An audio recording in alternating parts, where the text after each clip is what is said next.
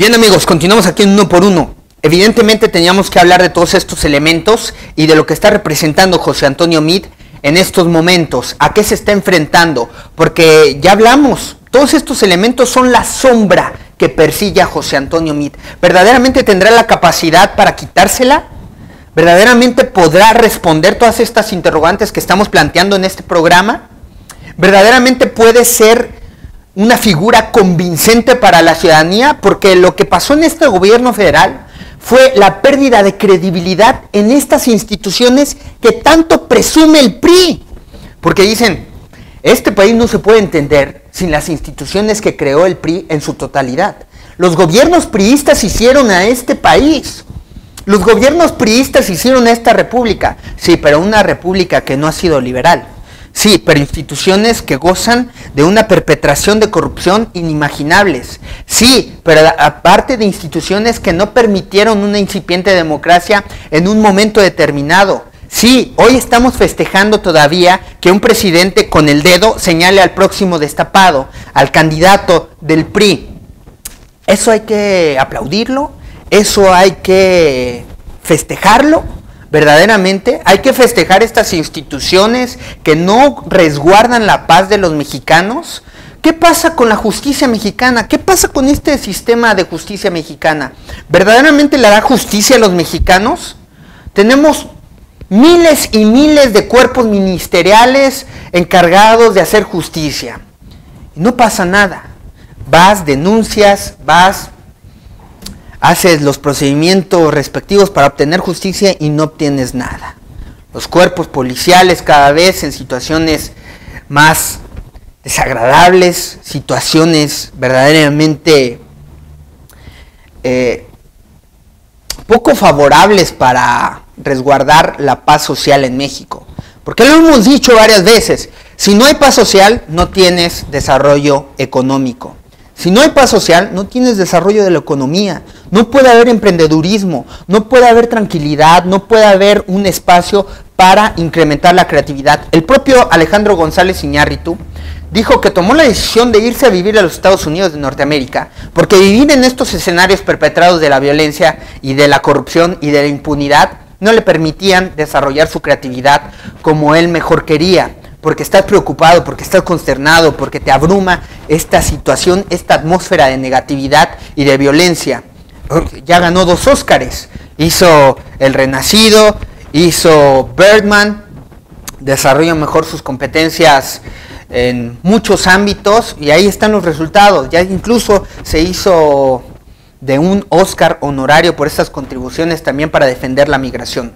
Y bueno, estos 59 meses del sexenio de Enrique Peña Nieto, ahí están los datos duros, ahí están los datos fríos, 55,000 y tantas ejecuciones, 6,000 y tantos secuestros. Toda esta violencia perpetra a las empresas mexicanas, toda esta violencia perpetra al empresariado mexicano. Hay situaciones verdaderamente catastróficas en varias regiones de la República. Y no son situaciones que tengo que leer en el periódico. No son situaciones que tengo que ir a acudir al INEGI, que tengo que ir a acudir a organizaciones como Mexicanos contra la Corrupción para estarme enterando y palparlo, estar de frente ante la impunidad, la corrupción y la violencia que se vive en este país. Uno lo puede respirar y en cuestiones más cercanas como es el municipio, como son las situaciones rurales, las comunidades rurales, los municipios, ahí lo puedes palpar de frente. No tienes que acudir a organizaciones, ir a la capital, hablar con intelectuales, con grandes académicos, para darte cuenta de la situación que estamos enfrentando todos los días en México. Las comunidades, los escenarios rurales de México eran los escenarios donde se respiraba más paz, donde había mayor tranquilidad. Hoy se perdió. Hoy son presa del crimen organizado. Hoy son presa de extorsiones, de violencia increíble. En octubre de 2017, lo vuelvo a subrayar, fue el mes más violento de las últimas décadas y no tenemos una guerra frontal como con Felipe Calderón. Tenemos una situación verdaderamente complicada y también tenemos que decir lo siguiente. Muchos sectores critican a Andrés Manuel López Obrador de ser una figura mesiánica. Lo que pasó con José Antonio Meade es exactamente lo mismo. Hay una adulación excesiva por esta figura, por valorarle características que también lo ponen en una situación mesiánica. Entonces, ¿qué se está valorando en los perfiles políticos? Porque estamos entonces tratando de encontrar a un Mesías. Le estamos tratando de encontrar características que los vuelvan entes divinos. ¿Por qué? Por competencias intelectuales, por competencias, etcétera. Distintas características. Mesianismo contra adulación. ¿A dónde vamos a parar con eso? ¿A dónde vamos a parar con ese tipo de motivaciones para elegir a los próximos candidatos? Es cierto, tenemos que valorar la historia, la trayectoria de los contendientes por los puestos públicos, que no tengan actos de corrupción, que tengan una imagen impecable, etcétera. Tenemos hoy un sexenio donde pues estos últimos 5 años fueron asesinados más de 93,000 mexicanos. Está a punto de ser el gobierno más sangriento de la era moderna. Y festejamos en una incipiente democracia el dedazo, la liturgia priista, escándalos, los megafraudes del gobierno federal. Tenemos este caso donde el secretario de Hacienda en 2012, José Antonio Meade, antes de moverse a otras secretarías, pues ocurrió este dinero donde millones de pesos se perdieron y nunca pudieron esclarecer qué sucedió con eso en la organización de la propia Josefina Vázquez Mota, en su organización Juntos Podemos. Y más reciente, en 2017, no se dio cuenta del derroche de recursos públicos para Alfredo del Mazo, que utilizó en su campaña política, y José Antonio Meade incursionó en estos eventos políticos. En 2000 el PAN sacó al PRI de Los Pinos, en 2012 lo volvió a meter, y ahora pues que estas dos organizaciones se queden ahí. Ya hablamos del grupúsculo político que representa Ernesto Cordero, su grupo de amigos, Javier Lozano, que apoyan a José Antonio Meade. Este grupo de panistas que han venido jugando a favor de lo que pasa con el gobierno federal, que han sido comparsas, que han sido cómplices. Entonces, cuando dice Jorge Castañeda que José Antonio Meade representa que esta candidatura de complicidad de los últimos gobiernos más corruptos, tiene razón. Ahí están los elementos, ahí están las variables, y tú puedes sacar las propias conclusiones de lo que estamos abordando aquí. Nunca hemos visto una situación similar. Es como si Margaret Thatcher fuera ministra de Economía del Partido Laborista y después se pronunciara como la candidata de los liberales. O como si el Che Guevara fuera ministro de Economía del gobierno de Fulgencio Batista y después fuera candidato de Fidel Castro. ¿A quién sirve Meade? ¿Para qué intereses sirve José Antonio Meade? Porque recuerden, él es un tipo que ha estado cerca de los banqueros. ¿Cuánto fraude ha existido en los bancos, en los banqueros mundial, en esta organización banquera, en el Banco Mundial? Ahí se han perpetrado grandes actos de corrupción. En Wall Street, el mismo Donald Trump ganó la contienda por estar develando estos fraudes banqueros. Aquí lo que se está jugando es la soberanía mexicana.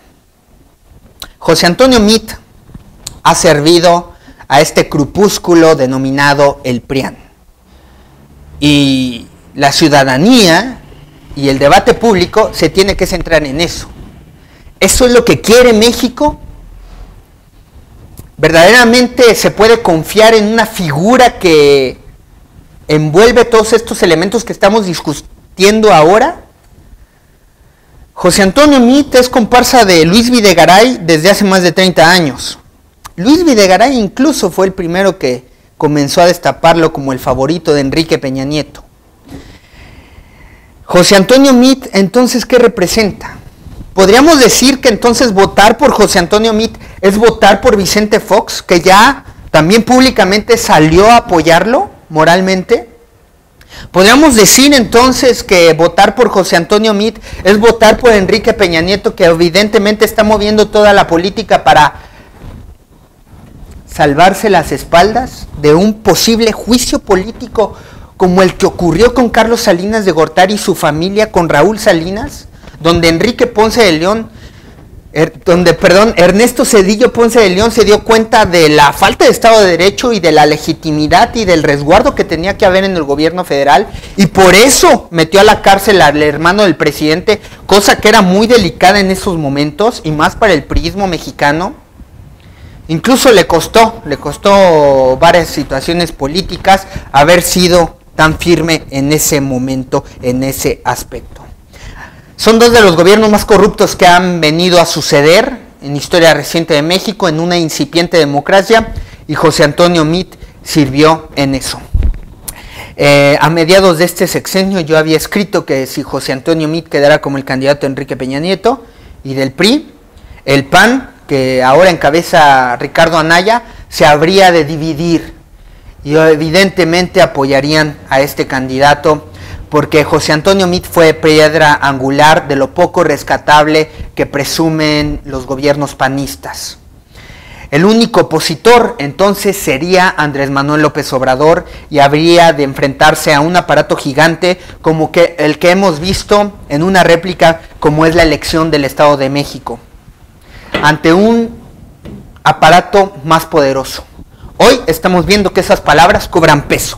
Las dos figuras que están en juego, que están en contienda, es Andrés Manuel López Obrador, que hoy encabeza todas las encuestas como el favorito para ganar las elecciones en 2018, y José Antonio Meade, un hombre que hoy por hoy es desconocido ante la población mexicana, que viene en niveles nunca antes vistos por un candidato del PRI en aprobación ante la ciudadanía, en un escenario donde el presidente goza de una credibilidad tan baja nunca antes vista en la historia de México, y un gobierno federal cobijado por la corrupción.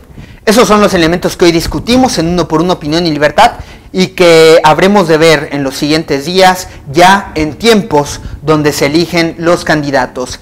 El Frente Ciudadano, esta alianza entre el PAN, PRD y Movimiento Ciudadano, no han elegido al candidato. En ese aspecto creo que sí se les adelanta el PRI por elegir a un individuo que no tenía afiliación partidista. Eso no va a suceder en este Frente Ciudadano, que pues estaban abanderando la causa ciudadana. No abren las puertas como sí lo hizo el PRI, a pesar de lo que haya sucedido. Cambiaron los estatutos, eligieron a un tipo como José Antonio Meade, que posee distintas características, pero que puede representar pues la libre función pública y además un genuino interés de ser funcionario público, a pesar de todos estos elementos que hemos hablado. Es cosa que no vemos en el Frente Ciudadano de Ricardo Anaya, donde Ricardo Anaya evidentemente juega todo a su favor para ser el candidato de este frente, donde ya hemos platicado también en este programa que esas eran las negociaciones al interior de esta alianza política entre el Movimiento Ciudadano, el PRD y el PAN, que Ricardo Anaya sería el candidato oficial del frente para contender por la silla presidencial. Alejandra Barrales sería la candidata oficial para contender por la jefatura de gobierno de la Ciudad de México. Ese era el acuerdo fundamental, y Movimiento Ciudadano no sé bien qué, pues darle ciertas posiciones estratégicas en el país, como son senadurías, diputaciones, alcaldías, etcétera, designaciones por candidaturas para las próximas elecciones en el 2018, y todo pinta que así va a ser, a pesar de lo que diga Rafael Moreno Valle, a pesar de lo que digan los demás contendientes y el propio Miguel Ángel Mancera. Así están las cosas, y los independientes no llegan ni al 10% de las firmas. ¿Podrán prender en algún momento? No sé. ¿Les alcanzará el tiempo? No lo sé. Son las variables y los elementos que estamos discutiendo todos los días y que estamos vislumbrando aquí en Uno por Uno, Opinión y Libertad, donde te agradezco que nos hayas sintonizado en esta nueva producción, en esta nueva campaña por analizar los escenarios políticos que están aconteciendo en la dinámica política de México.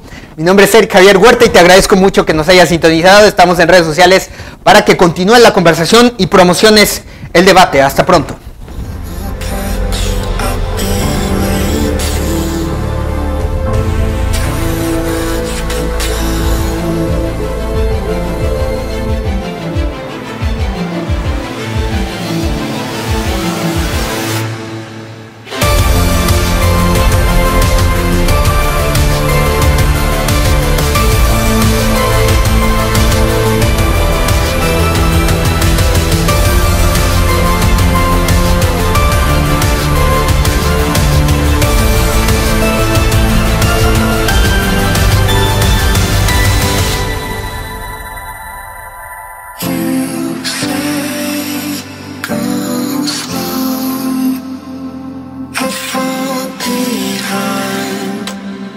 If you're